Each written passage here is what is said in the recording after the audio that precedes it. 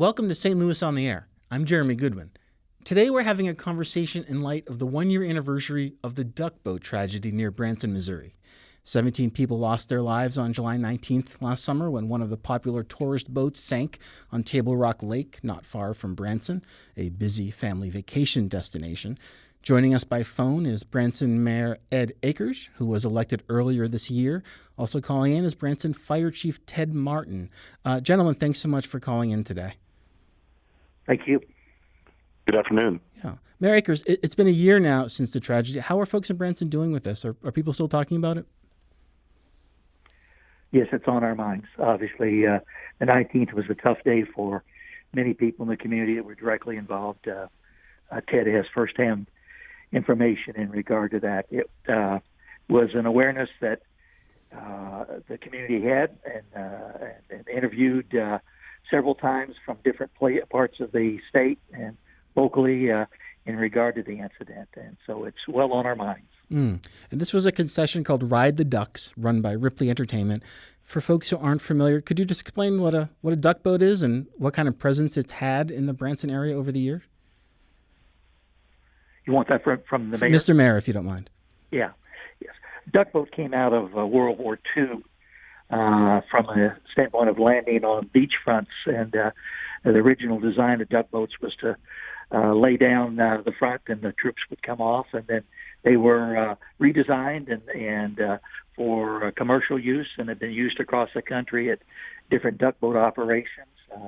The ride and my grandson's ninth birthday, our whole family went on a duck boat, and they splashed down into Table Rock Lake, and we had a grand time going around an island and coming back and celebrating his birthday. But the duck boat operation is not new and has been around for a long, long time. Decades, right? This is a multi-generational kind of experience around there. Yes. Fire Chief Martin, Table Rock Lake is outside the immediate jurisdiction of your department, but I do believe you responded to the scene on that day. Is that right?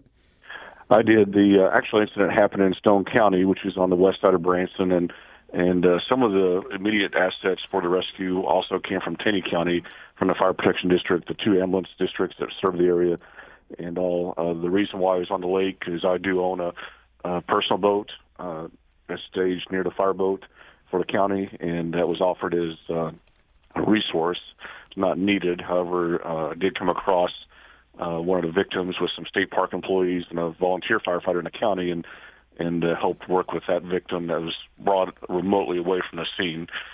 He was later transported back to the staging area up by the showboat Branson Bell. And then right after that incident, I was instructed to open a victim and family reception area, which we did at our city hall.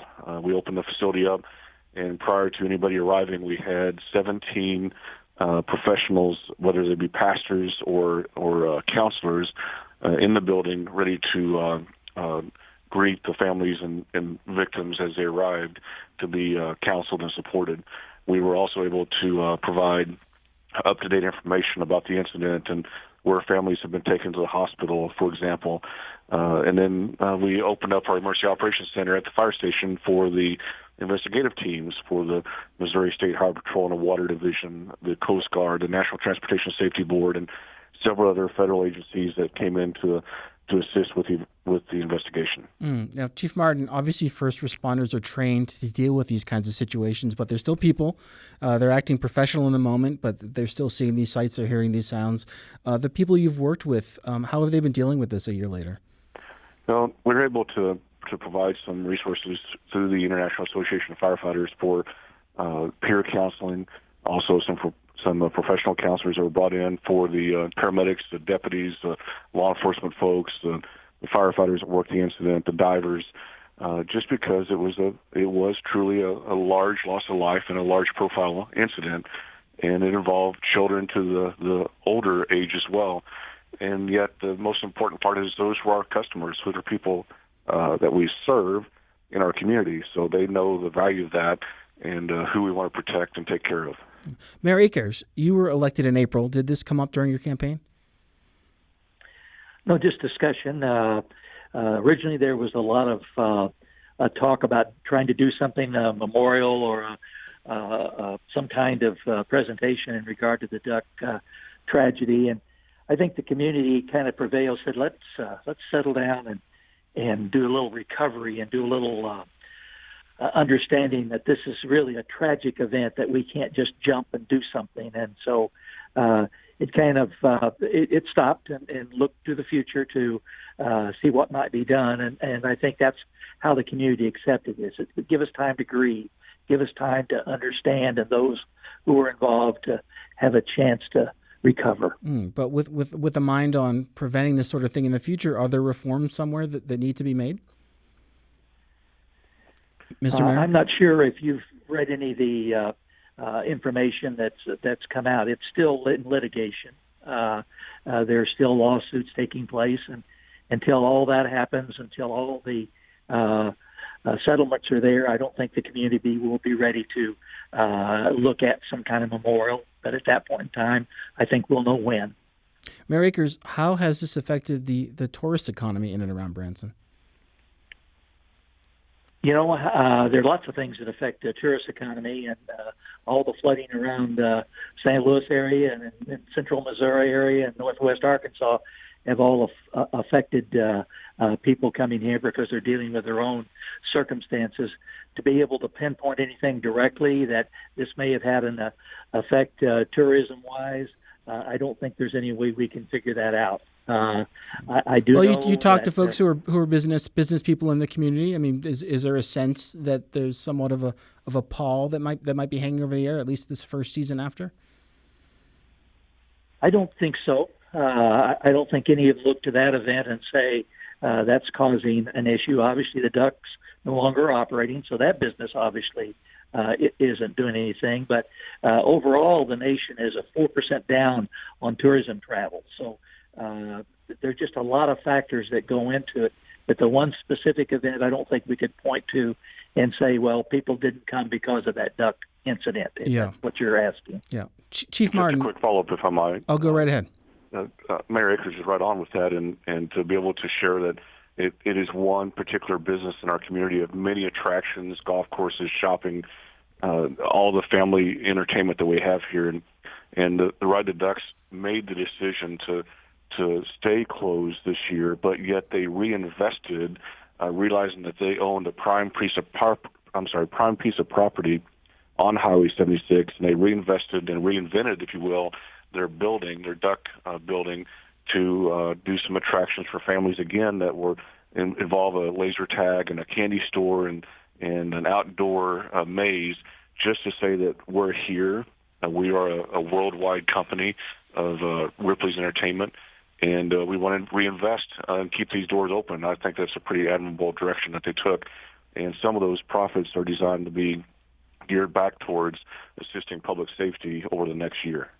Well, Chief Martin, with regard to public safety, the weather in these parts obviously can be unpredictable, even violent, and that's particularly relevant in a place where you have people who may not be accustomed to being out on the water, right? They're out there doing some touristy things on the lake. With respect to sudden changes in the weather, are there things your department can do to help people stay safe out there? There are. There's things that we do currently, and the city of Branson was one of the first cities in the state to be designated as a storm-ready community by the National Weather Service. And that means that we have redundant means of receiving warnings from them, the opportunities to disseminate that information out to the public and to our businesses, and to provide public education. So backing up a little bit, we have redundant means to receive the notifications through our Emergency Communications Center and through our Emergency Operations Center and through the chiefs, the executive staff of the police and the fire department that support the emergency management function here. Additionally, we have multiple means of communications out to the public, including our outdoor warning sirens that we have across the community, our smartphone apps. We have a system called Branson Alerts that we can send out email, text messaging, and phone calls to our citizens and our businesses here. And we're also adding this year the iPods format, which allows us to capture cell phones that might be traveling through our community. So if you're a guest, we can send out information coming this year to our city out to the guests that we may not know about. So well, that's interesting. Based on their geography, based on where they are? Yes, based on a geographical area, we can do that. Then from the public education side is that most all of our attractions have emergency plans. When you think about the weather and the community and the dynamics from golf courses and outdoor the water parks and the swimming pools and the outdoor shopping and the attractions like the Ferris wheel and some of the taller buildings, those facilities are required by the fire code to have emergency operations plans for those facilities, and we work with those businesses throughout the years to review the plans and exercise with them a little bit. And we provide that training too, so that we talk about not just fire safety and risk reduction, but the opportunity that we conclude all of our safety messages with information about the weather. And it's based on two phrases: how to be informed, through no weather radios, through smartphone apps, through the Branson alert system, through the outdoor warning sirens, and then know where to go to seek shelter, to be as low and as interior as possible when severe weather happens. And so that can be as simple as, if it's a lightning issue, get inside a sturdy building. If it's a severe thunderstorm, get inside that sturdy building. And so we just keep on going down the algorithm to be able to teach, train, educate, and encourage safety here in our community every day. Mayor Akers, your predecessor in that office, Karen Best, suggested that the duck boats don't need to come back. I know there's no lever anywhere where you can pull and make this decision, but should duck boats return to Table Rock Lake? I'm not aware of her statement to that effect, but someday when it's right, it's possible. It was an attraction that a lot of people enjoyed, as I shared. My family enjoyed. It was a tragedy. It was a freak storm that came through, an unusually strong wind, and we had modern technology in our hands. We had a lot of information in our hands, but sometimes things happen that you just can't predict, and that was an unusual circumstance. Chief Martin, are duck boats safe? Great question. I think Mayor Akers answered that appropriately, and I'm going to backtrack on you just a little bit and just share that I've lived here for 30-some years, and I know that the ducks nationwide, but specifically here in Branson, have constantly improved their safety measures, specifically two topics. One is bilge pumps and redundancy in the bilge pumps. Two is fire suppression in the engine compartment. And three is a means to deploy the side curtains. And those weren't on those ducks back in World War II.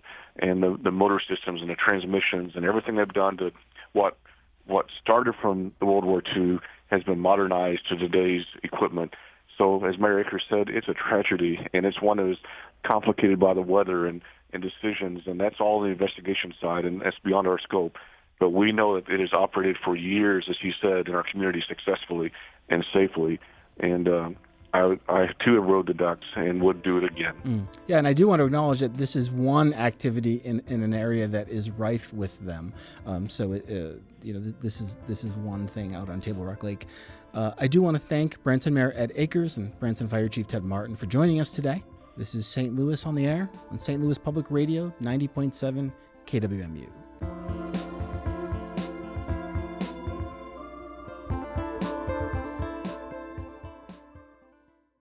Support comes from the Missouri Forest Products Association, saluting Earth Day on April 22nd with an ongoing commitment to help offset carbon emissions with sustainable harvesting of Missouri forests. Details at choosewood.com.